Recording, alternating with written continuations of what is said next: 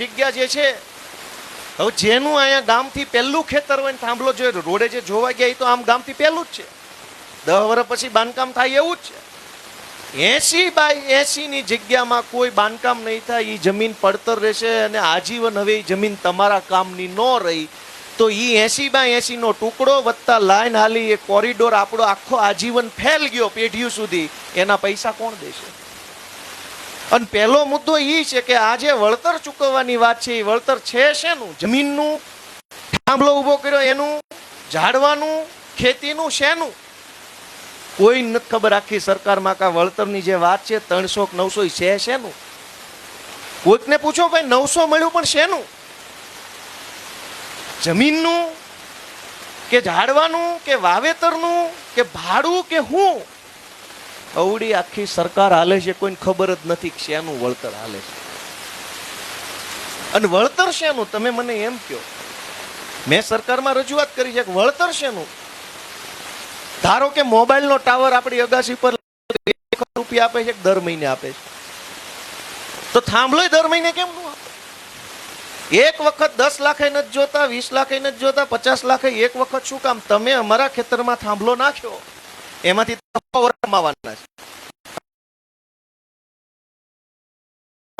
અને થાંભલો તમે ક્યાં જમીન વેચાતી ઉત્પાદન કરીને લઈ લો ભાઈ, કે તમે અત્યારે આવે સરકારના નિયમ જે કરવું એ કરજો. જમીન વેચાતી નથી લીધી, એનો અર્થ એ થયો કે આપણી જમીન ઉપર થાંભલો છે તો એનું એક વખત વળતર ન હોય, દર મહિને વળતર હોવું જોઈએ ભાડાના સ્વરૂપમાં. મોબાઈલ વાળો હોય કેમ દર મહિને દેશ? મોબાઈલ નો થાંભલો હોય તો દર મહિને, લાઈટ નો હોય તો એક વખત. તો લાઈટ ના મોબાઈલ ના થાંભલામાં ફરક હું? બે છે તો લોઢાના થાંભલા. મોબાઈલની કંપનીનું લાયસન્સ સરકારે આપ્યું છે, ઇલેક્ટ્રિસિટી કંપનીનું લાયસન્સ સરકારે આપ્યું. મોબાઈલના થાંભલો અહીં તો નવો વિષય જ છે આખો, દીધા વગર જ થાંભલો છે. દે તેદીની વાત ત્યારે. એટલે મેં સરકારમાં આ બધી જ વસ્તુ ફેબ્રુઆરી મહિનામાં રજૂઆત કરી હતી, પણ હવે દુર્ભાગ્ય એવું કે આપણા ખેતર સુધી હિટાચી ન આવે ત્યાં સુધી આપણે જેને ગોપાલ ભલન બરાડા પાડતો એને તો નવરો છે. હું ફેબ્રુઆરી મહિનામાં રાડ્યું પાડીને આવ્યો, પણ કોણ સાંભળે કે કોઈ પાડો ગાંગર તો લાગે છે, ભૂખ્યો થયો હોય છે. ભાઈ અમે તો ગાંગરી થાક્યા કે જાગો મારા માય બાપ, જાગો ન કરા નહીં બધું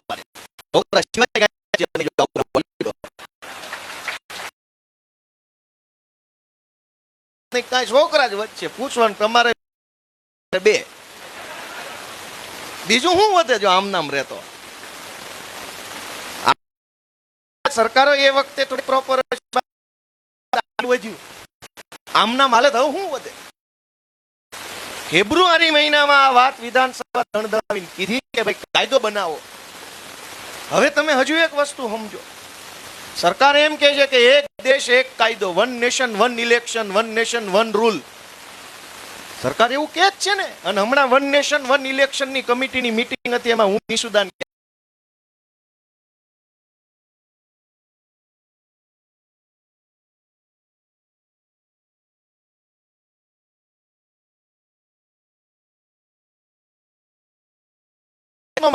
$9,000 આપે તોય હમણાં આ વાત ખોટી પડે.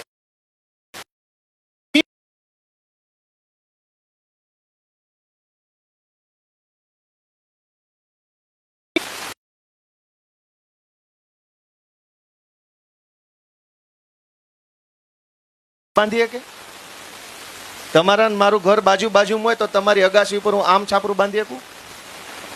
ન, હું કામ? ઈ આકાશ તમારું છે. અગાસી એટલે આકાશ. તો જેનું ખેતર એનું આકાશ છે, કેટલાક મીટર સુધી નાળિયેર અધિકાર ખેડૂત.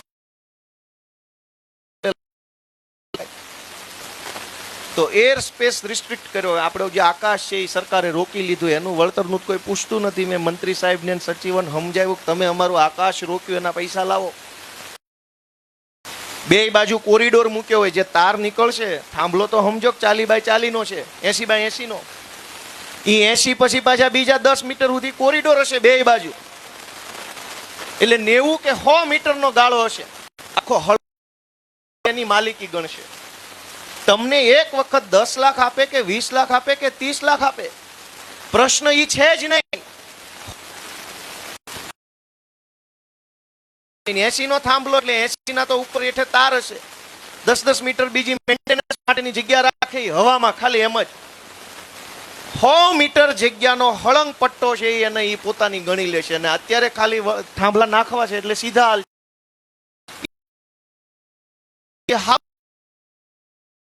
તમારે કૂવો ગાળવો હોય તો મંજૂરી લેવાની, મોટર મૂકવી હોય તો મંજૂરી લેવાની, ફલાણા ઢેકણા પ્રકારનો પાક પકવવું મૂકવો હોય તો મંજૂરી, બધું વાહેથી આવશે. અત્યારથી થોડું કહી દેવાનું.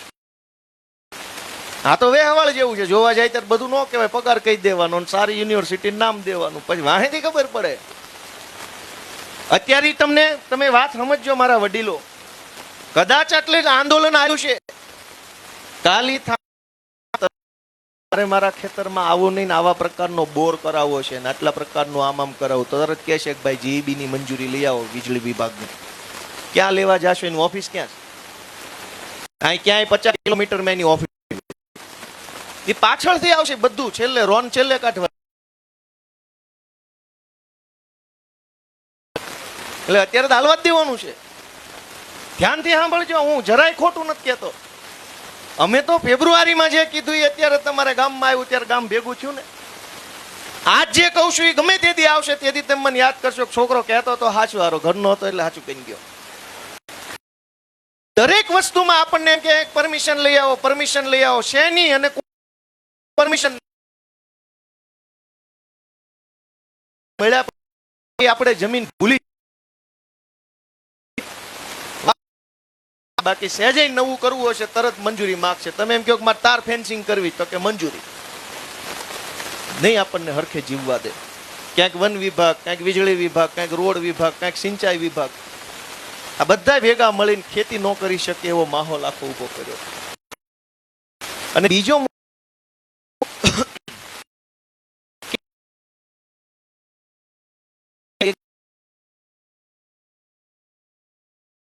બધે એક હરખો જ લાગુ પડે. હવે હેલ્મેટ નો 20 રૂપિયા, સુરતમાં 30 રૂપિયા એમ છે. કેવી રીતનું છે કે બધે એક હરખું છે? કયો છે? બધા જે જાણતા હોય એ કયો ભાઈ, બધે એક હરખું છે કે નોખું નોખું છે? તો આમાં કેમ નોખું નોખું છે? સરકારનો નિયમ હોય તો એક હરખો જ હોવો જોઈએ.